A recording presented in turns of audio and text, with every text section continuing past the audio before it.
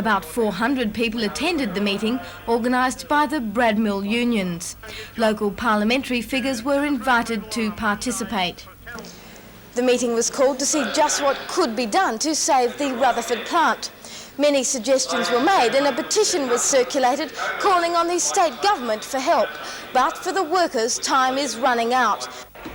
The first of the retrenchment notices were originally expected today, but according to a spokesman for Bradmill, it will be at least a fortnight before the scaling down operation begins.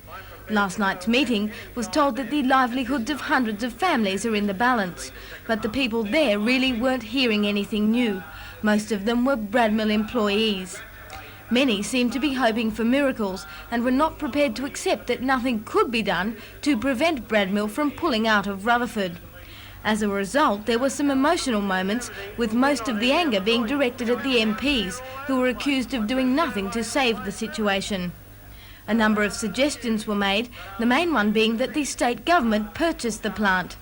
But it was difficult for the workers to listen politely to ideas that may take years to come to fruition. Many stood up to voice their disapproval at what they called apathy on behalf of the government. But it really only took one comment to say it all. My father worked at that mill for 35 years, and he was the man who's put me here today. And I'm appealing to you people, if you want to save things for your family and to give them the best things that they can possibly get, you will fight it, not just with petitions, but will fight it as individuals to save your families and to give them things that they'll need in the future, and to save this town and a place that has been there for a very long time.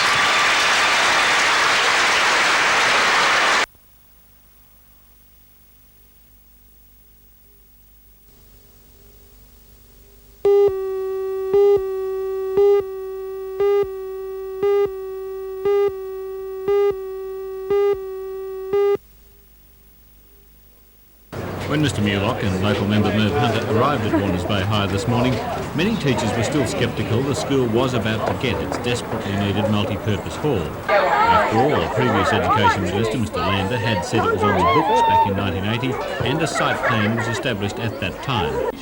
However, this time Mr Mulock is adamant the school will get the hall that was part of the original school plan in 1966. We'll be here next year. I can't say when as far as fixed time is concerned, because it has to be a decision whether it will be private contractor or the building construction and maintenance section of Public Works who will build it. But the money is available and there will be no retraction on that. Submission to the Minister from teachers listed other shortcomings in what is one of the largest high schools in the area.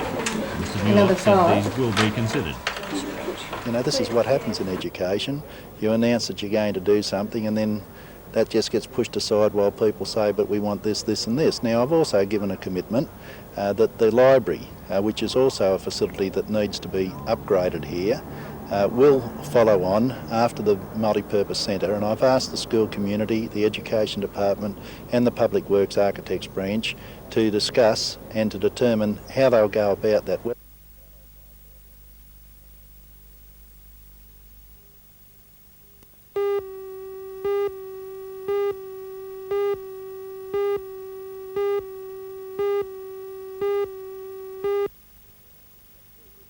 It seems very good for Newcastle. The proposal, as I see it, is an investment in Newcastle by BHP, supported by the government, which should overcome any further or future retrenchments of any kind. Certainly BHP have guaranteed that there will be no enforced retrenchment. I think that's of great comfort to us. Further to that, I think that there is now a challenge to management and to union to further the tremendous progress that's been made in that regard over the last 12 months. The chairman of the Hunter Development Board, Mr Alex Young, was also heartened. Well, it seems to me that most of the things the board sought have been given. Firstly, we wanted a national steel policy, which we certainly are getting now. Secondly, we wanted it linked to productivity. We saw a lot of sense in more collaboration between the government, the unions and management. Thirdly, we wanted it for a limited term, and this is 4 or 5 years, not the 10 years as was requested. And fourthly, we wanted the thing monitored. And on that basis, I think that this scheme seems to have a lot of good answers in it. Steelworks General Manager Mr Jack Brisby was able to give some details of improvements to take place here, but said the workforce will be reduced to 6,000 as previously announced. We are now assured of a very solid future in Newcastle. We have announced that Newcastle plant will continue to operate, and we'll be going ahead with the relining of 2 blast furnaces, number 3 blast furnace immediately, and also number 4 blast furnace during 1984. It was also announced that there would be no more enforced retrenchments, but our workforce in Newcastle is higher than what you said the figure was you wanted. Yes. Does that mean that still more people will go? Yes, let me say that we foreshadowed that we had surplus people in training, and that includes some apprentices and trainees, and we had announced previously that we would complete the training of these young people, but perhaps there wouldn't be employment opportunities for them.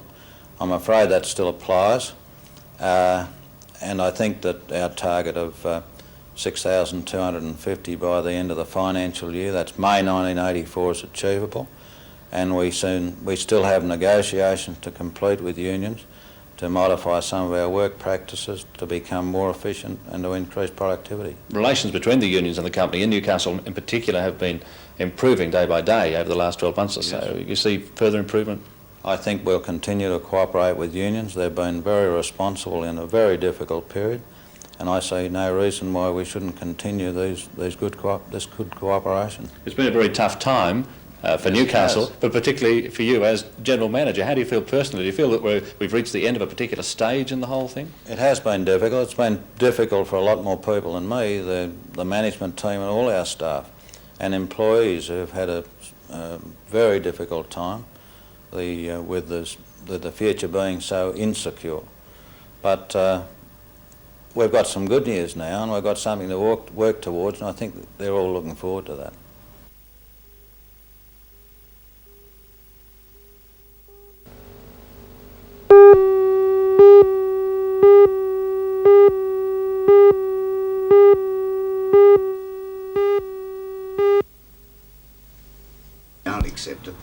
Newcastle Branch Secretary of the FIA, Mr Len Corrigan, says that steel unions, which met in Sydney yesterday, were pleased with the government's assistance scheme, although they would have preferred a 10-year package and more money put in by BHP. But he says for the first time in 18 months there's job security at the steelworks. The union's members are no longer worried about who's next to go. The agreement is yet to be put to the rank and file, that you and think there the may rank be and one file aspect may FIA not members accept. are not happy with. Well, there is aspects of the agreement, as the part where no strikes on certain areas of wages and etc. And there has not been any strikes over the years as far as awards are concerned as money parts. We always do the award periodically through the New South Wales Trades and Labour Council and through the Industrial Commission, and we'll feel that will continue on. But whether the membership's going to be happy with just wage increases along with community standards will be another thing. But we can't gauge this until we talk to the membership, and we will be talking to our delegates in the steel industry on Tuesday of next week, and probably from that there will be a recommendation for off-shift meetings of the steel industry and gauge the feeling there. And we certainly hope that we do get some responsible response from those meetings, because apart from worrying about wages, we think the most important aspect is the future of the steel industry in this area or in Australia itself, and we just want to keep it going.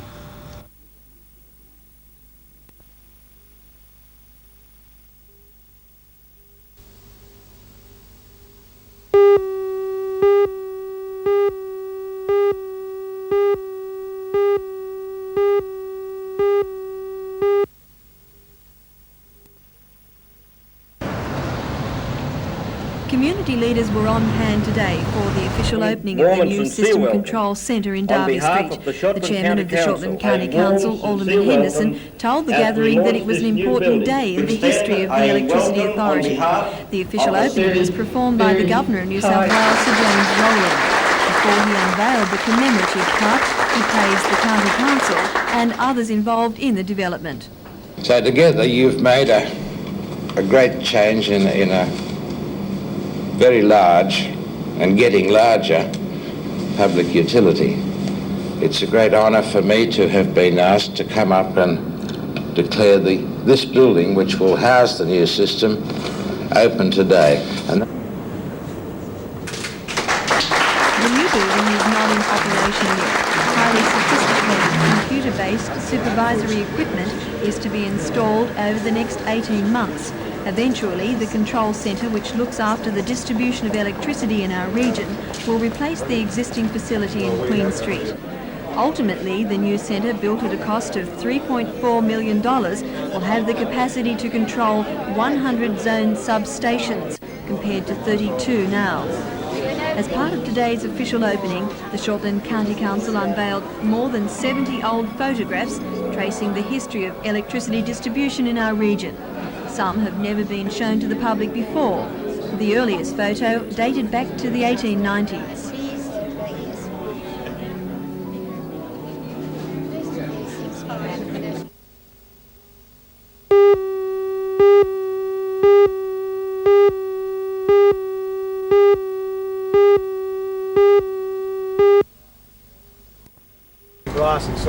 Volunteers at Cardiff Fire Station are spending this weekend training to use the new emergency equipment. A set of cutting and bending tools using hydraulic power, the equipment can exert 10 tonnes of pressure.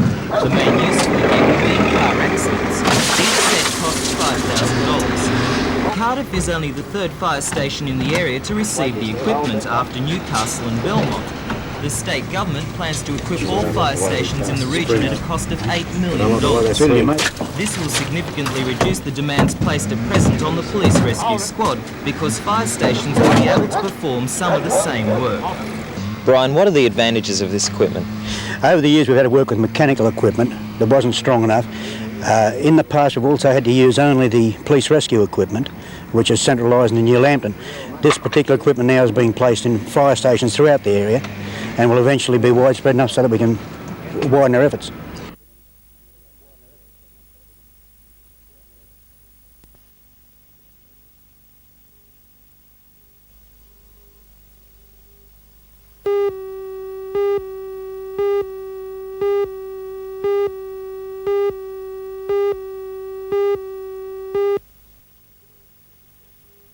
Appearing before the court was Maxwell Stafford McColl, aged 48, who had been living at the deceased's home at Maryville.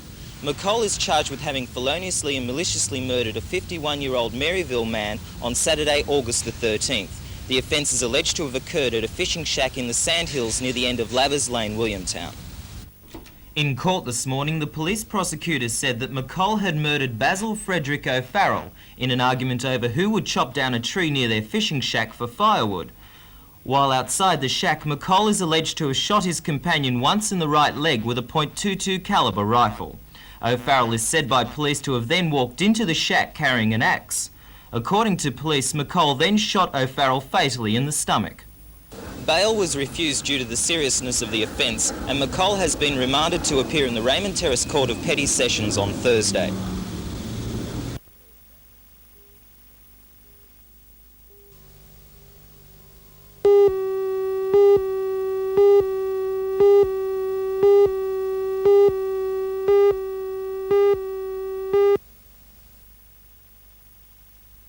Although today was his first visit to the dockyard, Mr Collins had already gone on record as saying it should be closed and that tendering for such projects as the Australian Navy's submarine replacement program was beyond its capabilities. In a flying visit, Mr Collins met the dockyard management and union representatives, and then, during the dockyard lunch break, made a whirlwind inspection of the yard's machine shop and the section which builds transportable buildings. However, he said he neither saw nor was told anything today which would cause him to change his opinion. No, I've not seen anything that alters my personal view Carringtons remain more productive and more capable of winning contracts.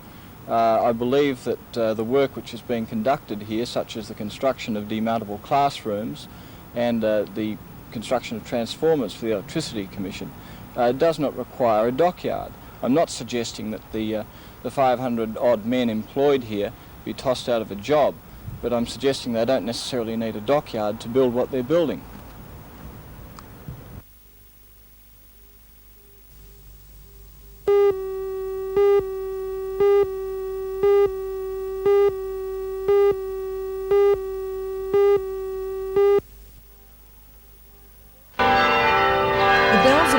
Cathedral heralded the beginning of Education Week in Newcastle this morning. Students from as far away as Marywar streamed into the cathedral for the annual ecumenical service. The theme for this year's Education Week is Equal Opportunity Through Education, and the Regional Director of Education, Mr Alan Beard, says the church service emphasises this aim.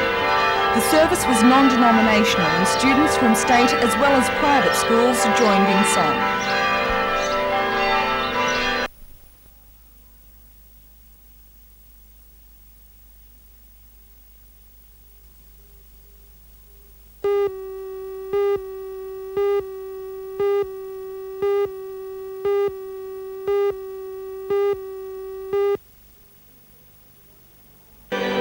According to the Regional Director of Education, Mr Alan Beard, the annual ecumenical service emphasises this year's Education Week theme, Equal Opportunity Through Education. The service was non-denominational and was attended by more than 1,000 children from both state and private schools. From there it was to sunny Civic Park, where the week was officially opened by Mr Beard and the Director of Catholic Education, Monsignor Coulahan. The children demonstrated some of their acrobatic skills and a number of displays. The week continues in Newcastle today with the celebration of Mayfield East Public School's 125th anniversary.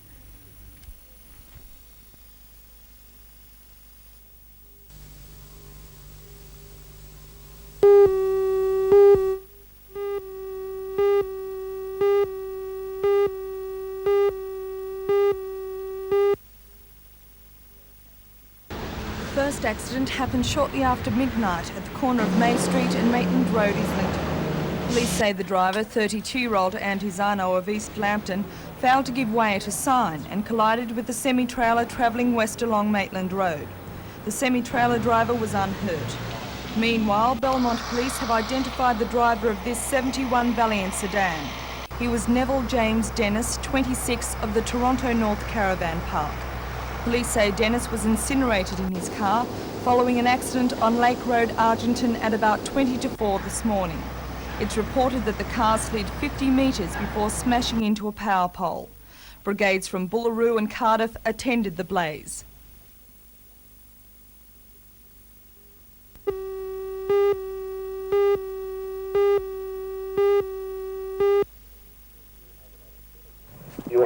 The Army calls it a weapons effect demonstration.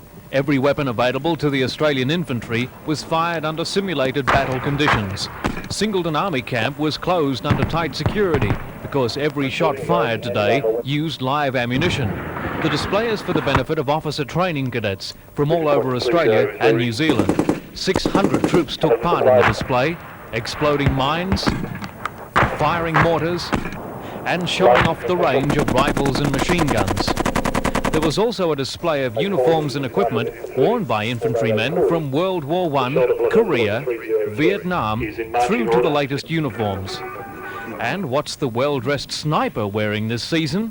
The Army calls this the Yowie suit, a fashionable number in Hessian and jungle greens, complete with some pretty dangerous accessories. Today's exercise, called Lone Pine, was to give young soldiers who have not seen active training a feel for battle conditions and hopefully a respect for the deadly weapons they use.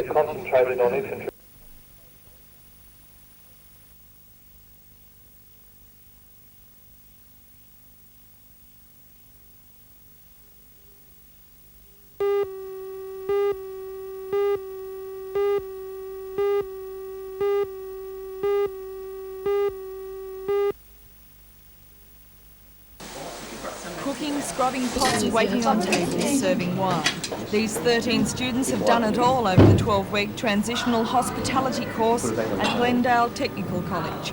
The course is funded by the federal government but administered by the state government. Its sole purpose is to give people between the ages of 15 and 19 who have been unemployed for at least 4 months a chance to gain experience in some form of work. With these Danny students Perkins, who through was this in charge particular of the Home course. Science Department What have been the at Glendale, changes in attitude monitored with the the students' students? progress. Well, it was one of very, very low esteem for a start, and secondly, very, very limited knowledge in food, wine, service in that area. Now they have an appreciation of what it's all about. They also believe that offal is not something contained in an animal's stomach. It is a consumable commodity in terms of food. Their attitude has changed to people in as much as they're more receptive. They say yes sir, no sir, but by way of conversation, not in a demeaning or demonstrative manner. They have sort of grown up a little bit in the industry. The interaction with each other too has been one of education for them, and also for me too. The course started humbly, serving sandwiches. It then progressed to a hotel counter-lunch situation, then a fast food establishment, then to a restaurant, aptly called the Glendale, and then finally to a buffet, providing excellent cuisine for teachers, politicians and prospective employers. Many restaurateurs have expressed interest in employing the youngsters after seeing them at work at the Glendale. But what did the students themselves get out of the course? Fiona Bowles. I feel more confident, we've dealt with all different types of people from different types of life.